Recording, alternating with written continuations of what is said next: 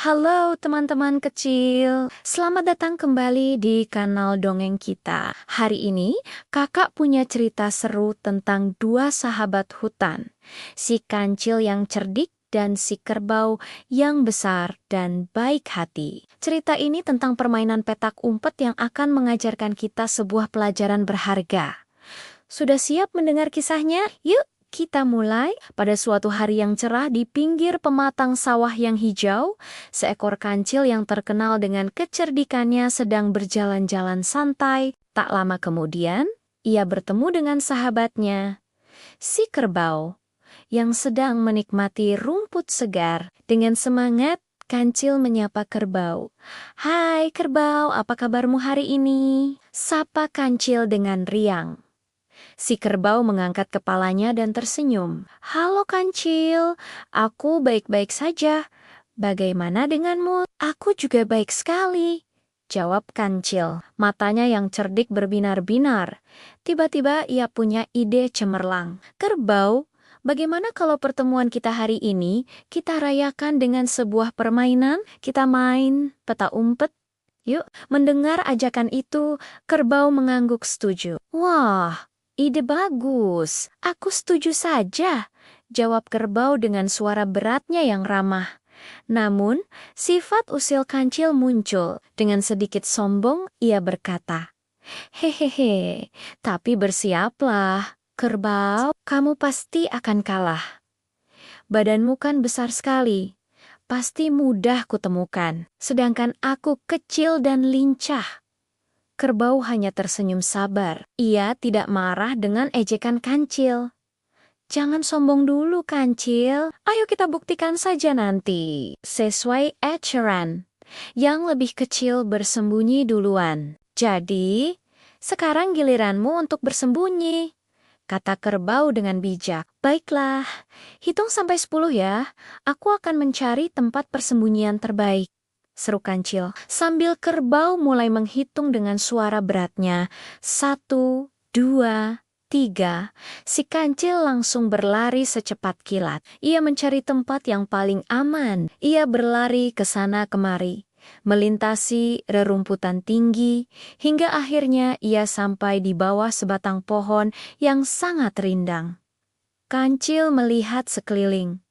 "Nah, ini tempat yang bagus." Ia pun mulai mengendap-endap di antara akar-akar pohon. Kebetulan sekali, angin bertiup cukup kencang hari itu, membuat dedaunan kering berguguran dari pohon. Satu persatu daun itu jatuh dan menutupi seluruh tubuh mungil si kancil, membuatnya tersamar dengan sempurna.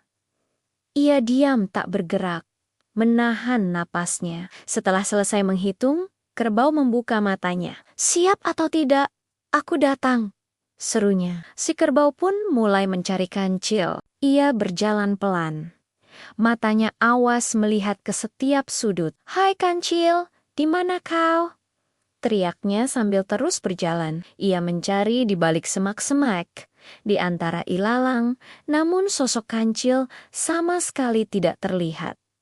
Kerbau mulai sedikit tidak sabar. Ia berlari ke sana kemari, bahkan mulai menggenyak-injak rerumputan dan melampet-lampet dengan harapan bisa membuat kancil terkejut dan keluar. Beberapa kali, kakinya yang besar hampir saja menginjak tempat persembunyian kancil. Kancil di bawah tumpukan daun sampai menahan napas karena kaget. Tapi, karena kancil sangat pandai menyamar, kerbau tetap tidak menemukannya.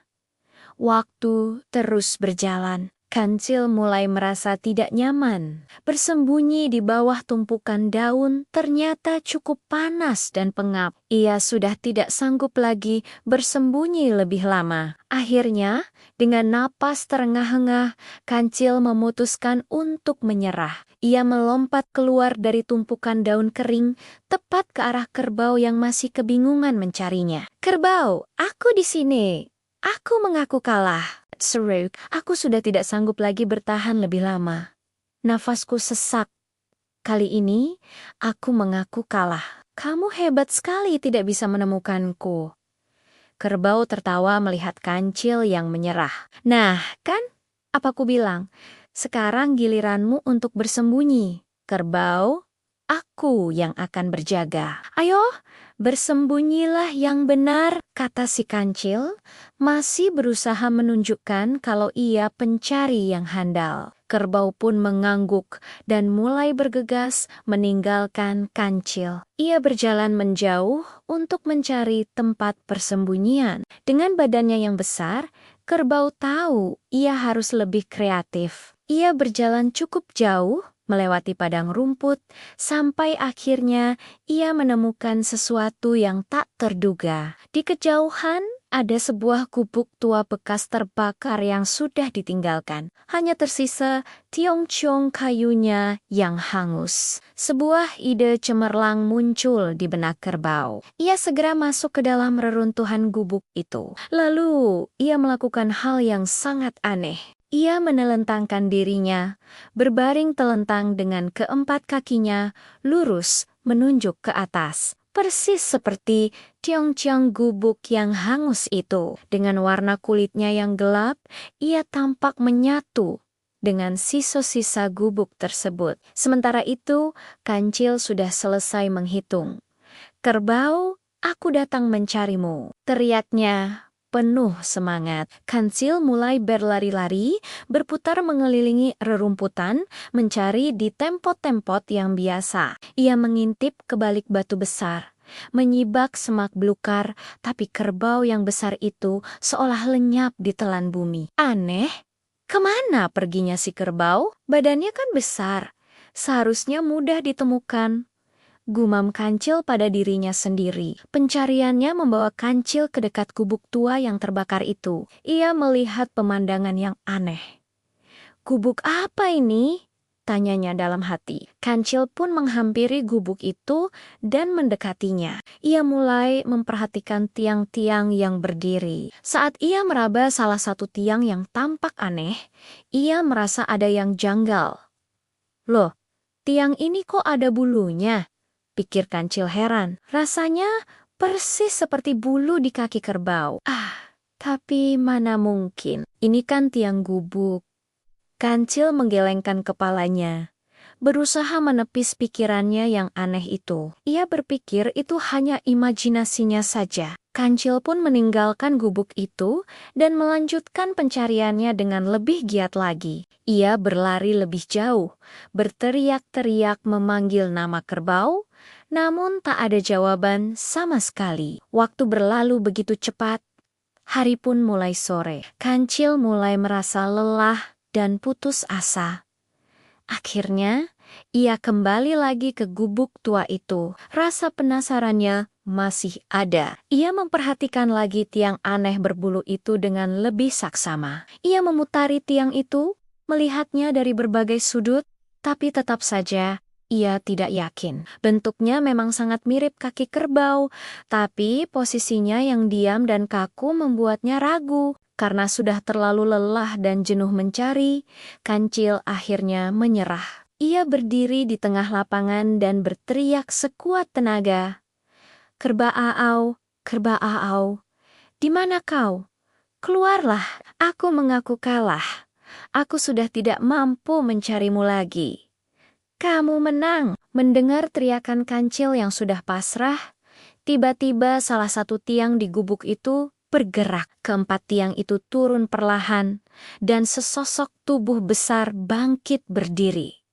Itu adalah kerbau. Ia keluar dari persembunyiannya sambil tertawa terbahak-bahak. "Hahaha, bagaimana kancil? Aku di sini dari tadi," kata kerbau sambil berjalan menghampiri kancil yang masih tercengang.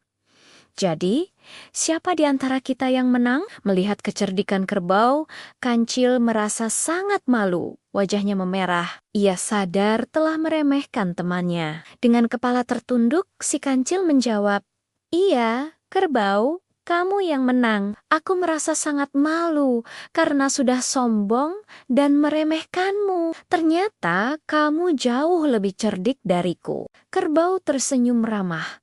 "Tidak apa-apa, kancil. Yang penting kita bersenang-senang. Ini hanya permainan." Mulai saat itu, Si kancil berjanji pada dirinya sendiri, ia tidak akan pernah lagi bersikap sombong atau meremehkan siapapun, tidak peduli sekecil atau sebesar apapun mereka. Ia belajar bahwa setiap makhluk memiliki kelebihan dan kekurangannya masing-masing. Nah, teman-teman kecil, dari cerita kancil dan kerbau tadi, kita belajar bahwa kita tidak boleh sombong dan meremehkan orang lain. Setiap orang punya kehebatannya sendiri loh. Jadi, kita harus selalu menghargai teman-teman kita. Ya, terima kasih sudah mendengarkan cerita hari ini. Jangan lupa untuk like, komen, dan subscribe supaya tidak ketinggalan dongeng-dongeng seru lainnya. Sampai jumpa di cerita berikutnya. Dah.